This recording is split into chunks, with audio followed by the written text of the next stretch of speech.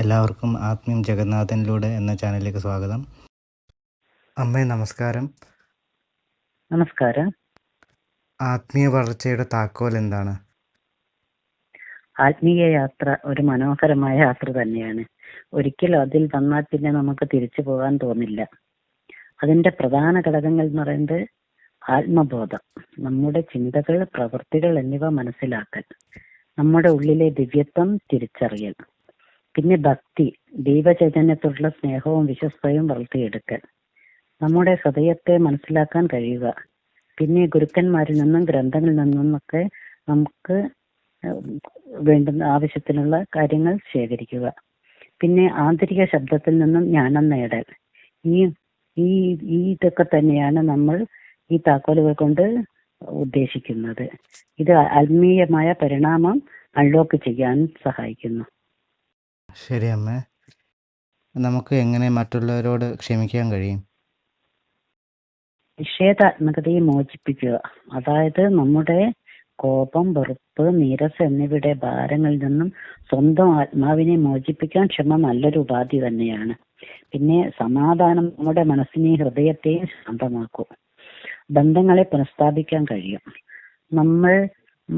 നമുക്ക് മറ്റുള്ളവരുള്ള വെറുപ്പും നീരസവും ഒക്കെ അവരെ അല്ല ബാധിക്കുക, ശരിക്കും നമ്മുടെ മനസ്സിന്റെ തന്നെയാണ് ഇതെല്ലാം കൂട്ടുന്നതെന്നറിയാലോ. അപ്പോൾ ക്ഷമ നൽകാൻ പഠിച്ചാൽ നമ്മൾ തന്നെയാണ് ശരിക്കും അതിൽ നിന്നും രക്ഷ നേടുന്നത്. അതോടുകൂടി നമുക്ക് നമ്മുടെ സമാധാനം തിരിച്ചു കിട്ടാൻ കാരണമാകുന്നത്. ധ്യാനത്തിന്റെ ശക്തി എന്താണ്? ധ്യാനം അതൊരു പുണ്യകരമായ ആചാരം തന്നെയാണ്. മനസ്സിനെ ശാന്തമാക്കുന്നു, സമാധാനം നൽകുകയും ചെയ്യുന്നു. നമ്മുടെ ദിവ്യ സ്വഭാവം കണ്ടെത്താൻ ധ്യാനം നല്ലൊരു കാരണമാണ്. പിന്നെ ആത്മാവിനെ ശക്തിപ്പെടുത്താനും പ്രപഞ്ചബോധവുമായി താതാത്മ്യം പ്രാപിക്കാൻ ഏറ്റവും നല്ലത് ധ്യാനം തന്നെയാണ്. കഴിയുന്നതും ബ്രഹ്മമുഹൂർത്തത്തിൽ തന്നെ നമ്മൾ ധ്യാനം ചെയ്യാൻ ശീലിക്കുക. പിന്നെ ദൈവവുമായിട്ടുള്ള ഒരു ചർച്ചാവേദിയായിക്കൊണ്ട് നമുക്ക് ധ്യാനത്തെ കൊണ്ടുപോകാൻ പറ്റും. ഏതാണ് അവരവർക്ക് ഇഷ്ടപ്പെട്ടെന്ന് വെച്ചാൽ ആ ഒരു മാർഗം നമുക്ക് തിരഞ്ഞെടുക്കാവുന്നതാണ്.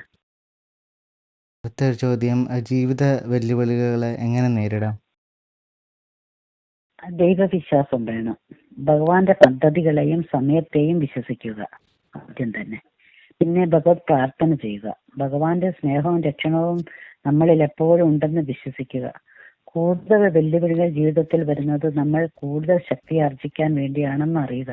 പിന്നെ പല കാര്യങ്ങൾ വരുമ്പോൾ നമ്മൾ അതിൻ്റെ കുറച്ചൊരു കർമ്മഫലവും കൂടി നമ്മൾ അനുഭവിക്കുന്ന അത് നമ്മുടെ കർമ്മം തീർക്കൽ കൂടിയാണെന്നും കൂടി നമ്മൾ മനസ്സിലാക്കി കഴിഞ്ഞാൽ ഇതിന് അത്ര വലിയ വിഷമമില്ലാതെ നമുക്കത് മറികടക്കാൻ കഴിയുന്നതാണ്. അടുത്ത ചോദ്യം, നന്ദിയുടെ ആവശ്യം എന്താണ്? നന്ദി ഒരു നല്ല കാര്യമാണ്. അതിപ്പം ഈ കലിയുഗത്തിൽ അത് ഒരുപാട് കുറഞ്ഞുകൊണ്ടിരിക്കുന്ന ഒരു കാര്യമാണ്.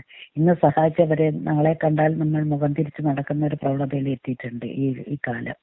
പക്ഷെ ശരിക്കും പറഞ്ഞാൽ നമ്മൾ എല്ലാവറ്റിനോടും നന്ദി പ്രവർത്തിക്കേണ്ടതാണ്. ഈ ജന്മത്തെ തന്ന ഭഗവാനോടും ജന്മത്തെ തന്ന അച്ഛനമ്മമാരോടും നമ്മളെ വളരാനും വലുതാവാനും പഠിപ്പിക്കാനും ഒക്കെ സഹായിച്ച മറ്റുള്ളവരെ എല്ലാവരെയും നമ്മൾ നന്ദിയോടെ തന്നെ ഓർക്കേണ്ടതാണ്. ഇതെല്ലാം സഹായിച്ചവർ ഇതെല്ലാം നൽകിയ ദൈവത്തോട് എപ്പോഴും നമുക്ക് നന്ദി ഉണ്ടാവുക തന്നെ വേണം. ഈ നന്ദിയാണ് നമുക്ക് ഐശ്വര്യത്തെ ലഭിക്കാൻ കാരണമാക്കുന്നത്. ആത്മാവിനെ ശക്തിപ്പെടുത്താനും ഇത് കഴിയും. കൂടാതെ നമുക്ക് തന്നെ നമ്മളെ പറ്റി നമുക്ക് ചിന്തിക്കുമ്പോൾ നമുക്ക് സന്തോഷവും വരും. നമുക്ക് സ്വയം തന്നെ ഒരു മതിപ്പും നമ്മളെ പറ്റി ഉണ്ടാവും. അതുകൊണ്ട് തന്നെ എല്ലാത്തിനോടും നന്ദി ഉണ്ടാകാൻ എപ്പോഴും നമ്മൾ ശ്രദ്ധിക്കുക തന്നെ വേണം. അടുത്ത ചോദ്യം, യോഗയിൽ പ്രാവീണ്യമുള്ള അമ്മയ്ക്ക് ദേഷ്യം കൺട്രോൾ ചെയ്യാൻ ടിപ്സ് പറഞ്ഞു തരാമോ?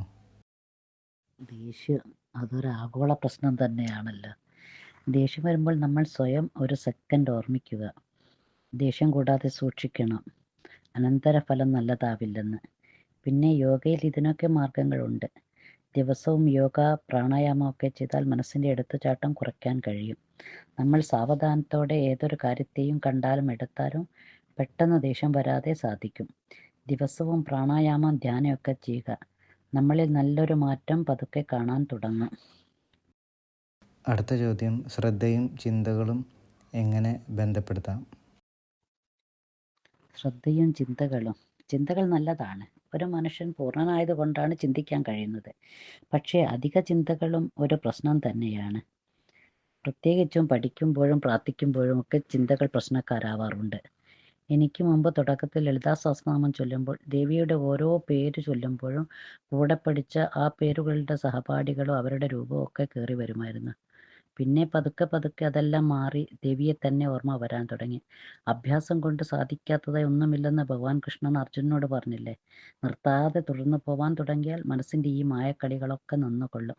പിന്നീട് എല്ലാത്തിലും നമുക്ക് ശ്രദ്ധ വരും. ശരി അമ്മേ, ഒരുപാട് നന്ദി. ഇനി അടുത്ത വീഡിയോയുമായി വീണ്ടും വരാം. നന്ദി, നമസ്കാരം.